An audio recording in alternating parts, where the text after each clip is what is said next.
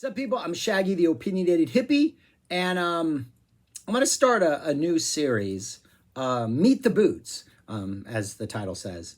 But recently, a friend of mine is a friend of mine now at this point in time is currently going down like the Zappa rabbit hole, and is like really getting into like the things that you not surface Zappa, but he's like deep diving into other stuff. He's interested in live shows. And he asked me about all the live shows that are on Spotify.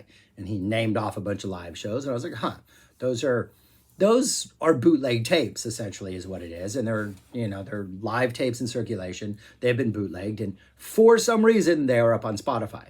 So I checked YouTube Music. They're also on YouTube Music. So being that, if you're watching this on YouTube, you have access to these shows. I thought I would just listen to them and review them. And I thought I would start with this one, this Bongo Fury tour show, because it is an incredible show. And if you're interested in doing some deep dive into stuff that's not officially released, it is on streaming, but it's also normally a bootleg. So if you stream it, right, who cares if you have moral qualms about that kind of stuff? You're not hurting Zappa either way, I don't think. But anyways, yeah. So we're going to start with this one. It is a bootleg. The bootleg does not have a title. I have this live show. It is an audience recording. The bootleg is called, if you go to YouTube, you can just search Frank Zappa and it's under his catalog. If you go to Spotify, you actually have to search it by name or because it's not under Frank's official profile on Spotify. But if you go to Spotify and you search Frank Zappa, then you search and you go to albums, it's way down the middle of the albums with a whole bunch of other crazy stuff that I'm also going to start reviewing. But it's called Frank Zappa and Captain Beefheart, Providence College, Rhode Island, April 26, 1975. That is the title, like right there on the screen. If you can read the little thing in the bottom. Sound-wise, let's get this out of the way first. It is not the best sound quality at all. It is not something that I don't think would ever be officially released.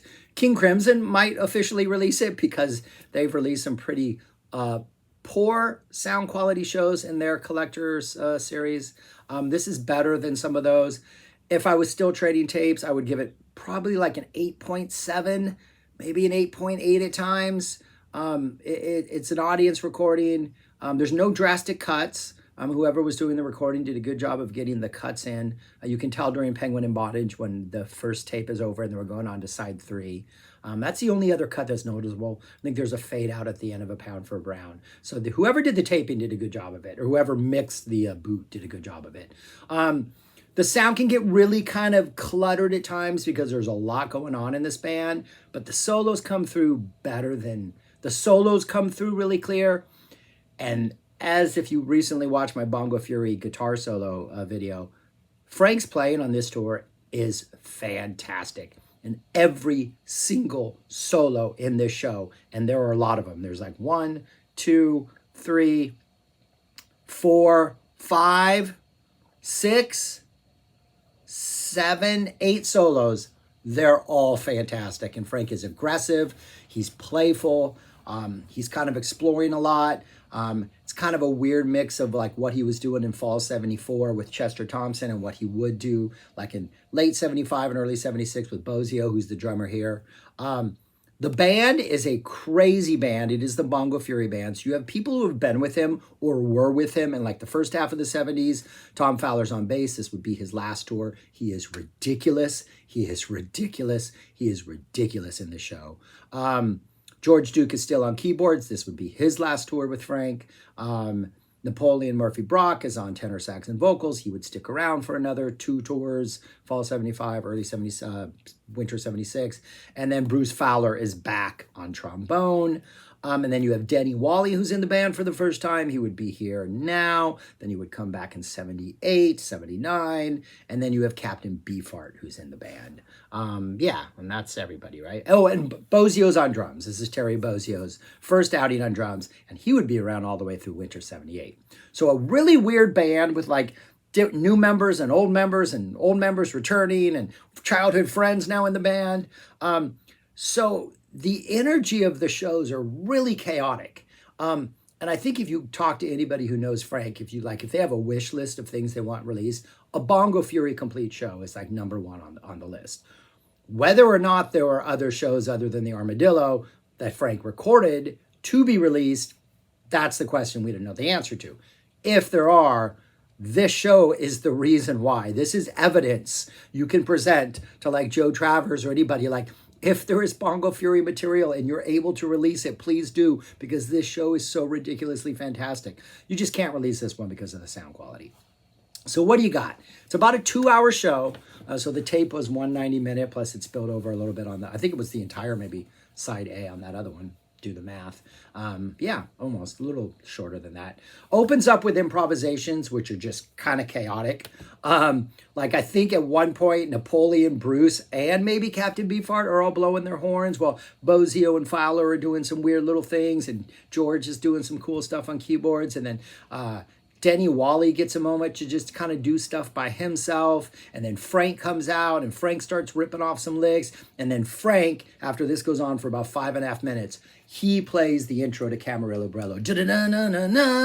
And then the band comes in with that. They do an amazing Camarillo Brillo. And during the second half of this Camarillo Brillo, they're now slowing it down. They don't jam out the ending as they did in Fall 74. They're doing that slow ending that would stick with the song all the way, through the 80s. But between every set of vocals, Fowler's doing a bunch of like trombone runs that are just ridiculous. That adds such a nice flavor. And as soon as the song ends and they do the last lyrics, they don't go into Muffin Man, but Frank just starts soloing for probably about 40 seconds, 45 seconds. And it definitely has hardcore Muffin Man energy. I bring up the fact that it's not Muffin Man because the track listing says Muffin Man. Eventually it would be Muffin Man. And it almost sounds like Fowler on bass, which is not that clear at this point, might be playing like the Muffin Man bass line, but it has a Muffin Man energy, but it's definitely more of a Camarillo Brillo closing solo than it is Muffin Man proper. And Muffin Man did not have vocals on this tour. I have not heard the Austin Armadillo show, but my understanding is all the vocals were overdubbed. It was just played as an instrumental. And so this is not a Muffin Man, even though the setlist says, but it definitely has Muffin Man energy. Frank does the introductions. They go into Stinkfoot. Stinkfoot solo is crazy, really good, really aggressive, really fun. And then, of course, what he's done, he's like, well, that's enough of that. And then he just wraps it up. Then they go into I'm Not Satisfied. I'm Not Satisfied is just 2 minutes of frantic, crazy, almost musical chaos. Like, it is the song, but it is at such a high pace. It is so energetic. It works perfectly. Like, that is the song I wish by itself. In Fall 75, Frank would couple it with a couple more freak out songs, but I really wish I'm Not Satisfied. Just the short little 2-minute version that is played here kind of stuck around in his set list and was dropped in, between like monster songs and stuff like that. I think that would have been a great, and there's a multiverse where that happens. Then they go into Carolina Hardcore Ecstasy. This part of the show, if I have a complaint, it's at the Carolina Hardcore Ecstasy. When we get to, I guess what would be the choruses, like we have like the storytelling and we get to those, like, it would be a chorus if the words were repeated, but they're different every time. They're sung twice. And so the song just kind of drags on a little more because we get way too many vocals and way too many lyrics. But then when we get to the guitar solo, man, this guitar solo is just like fantastic. Like, it is such good energy. Frank is really pushing the boundaries. The entire thing goes on for like 10 minutes. Again, a lot of that's because of the extra vocals, but it's a little bit beefier. It's a little bit more to it. Completely redeems any problems we may have with the vocals because the guitar solo is just like epic. And it's probably not the best guitar solo of the night. Then we go into what is probably the longest 7.5 minutes of Frank's musical career, other than other versions of this song on the tour. It's a song called Velvet Sunrise, which is just like this lounge type music. In the beginning, George and Nappy sing like Velvet Sunrise or some weird, like, that's not the melody to the two words they sing, but they sing Velvet Sunrise. And it's pretty much an excuse for Frank and Napoleon to like tell road stories, complain about groupies, say creepy things about the fact that they're at a college and the girls are young. Frank goes on about true love here and about songs singing about true love. It's kind of a waste. It's almost like an extension of the room service, Pygmy Twilight stuff from earlier. it doesn't need to be here. It's kind of a dragging moment. But then it goes into a pound for a brown. And a pound for a brown, we get a Bruce Fowler solo, we get a George Duke solo, we get Tom Fowler just pushing the envelope. Amazing, amazing energy in this whole thing. Just no Frank solo. Frank sometimes would solo during this one. Sadly, he does not solo during this one. But a pound for a brown goes into The Torture Never Stops. And this is a version that you hear on, not the same performance, but the same version from stage 4, a much better version, much more energetic, much more kind of chaotic. Like this whole show has just this like guys on stage jamming and anyone can yell something or throw in a lick at any point in time, it feels. And Frank gets a legitimate, full-on, kind of lengthy solo right in the middle of it over that dun dun dun dun dun dun, dun groove. And it is awesome. He doesn't get a solo on the stage 4 version. That version did not have a solo. This one does. It is really good. It is just, it makes the sort of repetitiveness of the vocals. It kind of salvages that because you get this meaty solo in the middle. Beefheart's blowing on his harmonica throughout it. Just a really, really good version of The Torture Never Stops.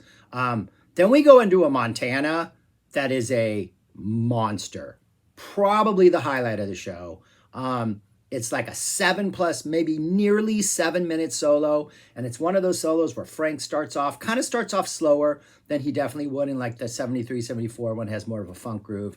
Bozio's on drums, so the energy is a little different in the solo sections, but it's one of those solos where he kind of slowly builds it, then it gets intense, then he drops it back down, and he kind of like rebuilds it back up. There's like 4 solos on here: Montana, Penguin and Bondage, Advanced Romance, and Willie the Pimp, which is just all over the map. Where he does that 74 thing that he did a lot with Chester Thompson, where like he's building up steam and then he just kind of stops and Bozio stops and then Frank maybe rips off a lick and then Bozio kind of comes back in or Fowler comes back in and we're in this weird little limbo space where nothing's happening. And all right, is the solo over, or are we going to rebuild it? Are we going in a different direction? Like, Frank is really relaxed on stage when he has his guitar on, and you can tell he is having a great time because all of these solos, if he reaches a peak, instead of going back into the song, he just like drops and then rebuilds it and goes again and then rebuilds it and goes again. And this Montana, 7 minutes of him exploring all these different ideas. Bozio, once they rebuild it, starts going just crazy. Fowler's doing amazing. The band supporting it is amazing. Just a Montana for the ages. Like, I would say this is worth listening to simply to hear this Montana solo. Then after Montana, we still get the hook, so we go into the dun dun dun dun ba ba. George is doing his finger cymbal thing. He does his finger cymbal thing. He does his little improv. Then we go into like a full-on jam. After the jam, we go into like Moon Trek, where he kind of revisits the stories of Moon Trek, which were from Fall 74. So we still get that George moment with like the improvised jams and Frank conducting the band and people talking and stuff like that, telling stories. But we don't go into Dupree's Paradise. Then we go into Sam with the Showing Scalp Flat Top, which feels very much like it's a part of the hook improv. Like Frank introduces Captain Beefheart as Captain Report Card. That's another thing. There's a lot of secret words and changing of the lyrics and Frank messing around and referencing all kinds of weird things. I think he references like haircuts at some point. Report card keeps coming up a lot of the times. So there's a lot of like vocal improvisation going on where they're just having fun with the lyrics. And the Sam with the Showing Scalp Flat Top, the whole hook part into Sam, which is about 12 minutes long, kind of feels like the Monster Jam section of like an 88 Monster song. Like a King Kong, when Bruce Fowler does his like, his talking about the dinosaurs, or like a Big Swifty, or those moments where like there's Synclavier and all this different stuff and Frank's telling people to do that. This whole thing, the improvisations, including Sam with the Showing Scalp Flat Top, feel like all one part of like a Monster Jam. And from my understanding is Beefheart reads it off because it's a poem he wrote and he's reading it off, and there's not as much, the background for this one seems quite a little more just lounge supportive than it does on the Bongo Fury. after Frank introduces it, he reads some of it. I don't think he does the whole thing that he does on Bongo Fury. Then Frank cuts him off. They go into Penguin in Bondage. Penguin in Bondage is another just absolutely fantastic. I think Denny Wally gets a solo. Beefheart gets a solo. Frank gets a solo. Nice lengthy solo. He's really enjoying himself on this one, stretching it out, dropping down, rebuilding it back up. After Penguin and Bondage, they go into Poofter's Froth, Wyoming Plans Ahead. And the best part of Poofter Frost, Wyoming Plans Ahead, other than whether or not you enjoy the song, and I wish they had put this on the Bongo Fury album, is after the song's over, they played the last like 35 seconds of Echidna's Arf of You, that that really, really fast run that goes into Don't You Ever Watch That Thing. It is just spectacular to hear this band just drop into that and just blow your minds with just this crazy 35 seconds of music. After they do that, kind of falls apart briefly. They go into a drum solo. After the drum solo, we get a blistering Advanced Romance with some more great playing by Danny, by Captain Beefheart, another awesome solo by Frank. Just this is probably the best version of Advanced Romance, definitely as far as the song goes. With Beefheart, with all the instrumentation going on, with the harmonica, with all these people interjecting things. It has sort of the fun levity of the 84 and 88 versions, but with the intense blues-like legitimacy of this band. That's the end of the main set. And then for the encore, Frank comes out, he goes, just like a real rock and roll show, and they play Willie the Pimp. And it's a Willie the Pimp for the ages. It does not disappoint. The solo is hardcore rocking. He breaks it down completely, builds it back up. Everybody cuts out, and he's still going off. And then at that point, when everybody cuts out and Frank is still just like tearing off these licks, Duke starts playing like these rising keyboard chords, and Fowler with like this rising bass thing, and it slowly starts building it up to like, you know, a climactic finish. We go back into the song. We finish with a rock and roll frenzy. This show is fantastic. Like, if you can overlook any problems you might have with the sound quality, this is this is why, if Joe Travers is out there or anybody, and there is stuff from the vault from Bongo Fury, we need this stuff. This is just some of the most amazing music Frank ever did. And it is almost this weird limbo tour where he's getting out of the early 70s, like the proggier stuff. You know, George Duke is going to be out of the band after this. Tom Fowler, kind of like his ties to that early sound, the 72, 73, 74 sound. He's now definitely going towards a more arena rock sound for like end of 75, 76, 77. And this is a weird little mix of like, the tension between those eras is caught in here, and the result is just magic. So yeah, meet that boot right there, man. I'm telling you should check it out. It's on YouTube Music. It's on Spotify. It's probably on regular YouTube. You can probably just Google, search for it on YouTube. It'll probably pop up. But yeah, it's fantastic, man. And it's why we need more Bongo Fury stuff. I think it's amazing. So yeah, this is why people collect tapes. This is why people like me decide to, like, back in the day before the internet, you would, like, you know, write to people, and then you would email each other list, and you would not email, you'd snail mail each other's list, and you would trade like cassette tapes. And yeah, anyways, that's all I got for this, man. Meet it, check it out. Let me know what you think about it. It is a fantastic, fantastic release. All right, well, that's all I got. Thank you for watching. Subscribe, like, share, and if you're interested, go find this and listen to it and enjoy it. Again, sound is not great, but you can hear what's going on, and it'll make you happy if you can overlook the sound thing. All right, peace. Talk to you later.